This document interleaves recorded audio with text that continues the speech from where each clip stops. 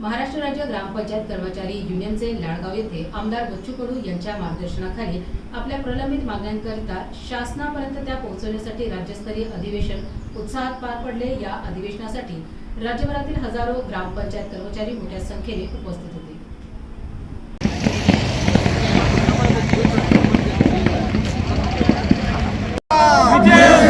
ग्रामपंचायत कर्मचारी युनियनचा आमच्या मागण्या झाल्याच पाहिजे, मागण्याची पूर्तता झालीच पाहिजे। ग्रामपंचायत कर्मचारी संघटनेचा विजय असो।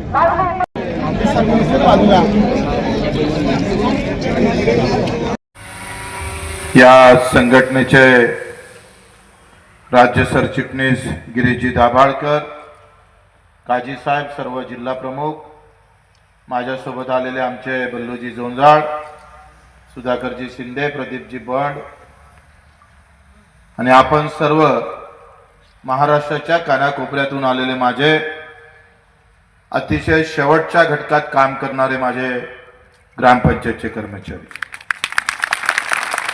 खरं तर माझा विषय नेहमी हाच राहिलेला आहे। गाव आणि शहर अशी एक लढाई आहे। शहरात राहणाऱ्या लोकांची व्यवस्था वेगळी आहे आणि गावात राहणाऱ्या लोकांची व्यवस्था वेगळी आहे आणि जे हे विषमता आहे ते विषमता तोडल्याशिवाय राहणार नाही, बरोबरीचं स्थान मिळवून दिल्याशिवाय आम्ही राहणार नाही। सरकार कोणाची असू द्या, आमची असू दे का विरोधकाची असू दे, सरकारमध्ये मुद्दे असणं फार महत्वाचे आहे।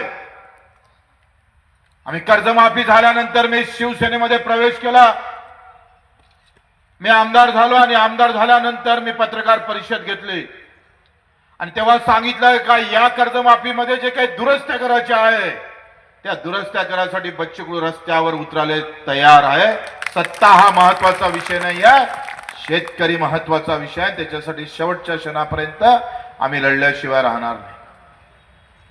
आखरी आम्ही पाहतोय छत्रपती शिवाजी महाराजांनी जे सांगितलं ते काही धर्म जातीपुरतं युद्ध नव्हतं।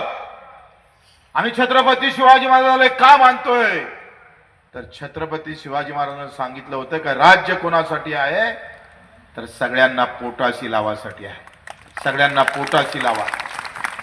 कोणी उपाशी राहता कामा नये, धर्म आणि जातीच्या नावानं कोणी उपाशी राहत असेल, कोणी मरत असेल तर तो अन्याय आम्हाला खऱ्या अर्थानं दूर करण्याचं काम छत्रपती शिवरायांनी आपल्या राज्यात केलं। पूज्य बाबासाहेब आंबेडकरांनी त्या स्वराज्याचं, त्या राज्याचं, स्वराज्याचं खऱ्या अर्थानं सुराज्य करण्याचं काम केलं। मित्र, आज ही अवस्था जी आपल्याला बदलवायची आहे, गिरीश भाऊ असं आपण सर्व पदाधिकारी प्रचंड ताकदीनं मेहनत घेतोय। मी जेव्हा राज्यमंत्री, कामगार राज्यमंत्री होतो तेव्हा त्यांना सांगितलं, मला वाटते बगर आंदोलनातली पूर्ण केलेली मागणी राज्यात पहिल्यांदा आम्ही ते करून दाखवली। 5 ते 7 हजार रुपये महिना घेणारा आमचा ग्रामपंचायत कर्मचारी 11 ते 14 हजार घेत आहे। 2013 पासून तर 7-8 वर्ष दिलं। त्यासाठी आपण, मला माहित आहे का कशा पद्धतीने आपण फोन करतोय। अरे सचिव म्हणजे काय साहेब आहे का?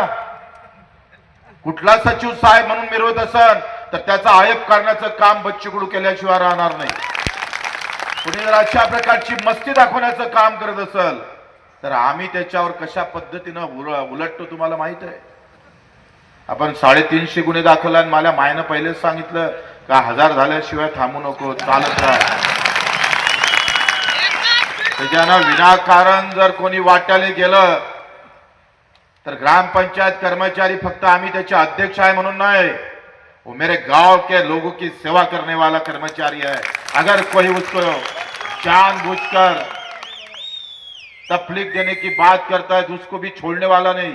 कोणता शिवा असेल, कोणता बीडीओ असेल, आमची कुठं चूक निघणार नाही, आम्ही चुकीचं वागणार नाही आणि कोणी जर वागत असेल तर सांगतोय धनुष्यबाण आहे। धनुष, हम तुम्हारे साथ हैं, हम तुम्हारे साथ हैं, हम तुम्हारे साथ हैं। धनुष्य बाण कुठं मारायचं आम्हाला माहित आहे। आणि अशा ठिकाणी मारण का तुम्हाला कुठं दाखवणं पण कठीण होईल का कुठं लागला म्हणून. मी येताना एकनाथजी शिंदे साहेबांशी फोनवरून बोलून आलोय. आता त्यांची अमित शहा साहेबांसोबत स्टेजवर सभा चालू आहे आणि त्यात फोनवर त्यांनी सांगितलं की मी फोनवर बोलतोय. पण राज्याचे केंद्राचे गृहराज्यमंत्री तिथे स्टेजवर आहे, अशा वेळेस आपण आग्रह करणं मला वाटते उचित राहणार नाही. पण हा बच्चू कडू आम्ही पाहतो एक शिवसैनिक म्हणून या अधिवेशनात एकनाथजी शिंदे साहेबांच्या दालनामध्ये ही बैठक लावून जितके प्रश्न मार्गी लावता येईल तेवढे लावण्याचा प्रयत्न करू.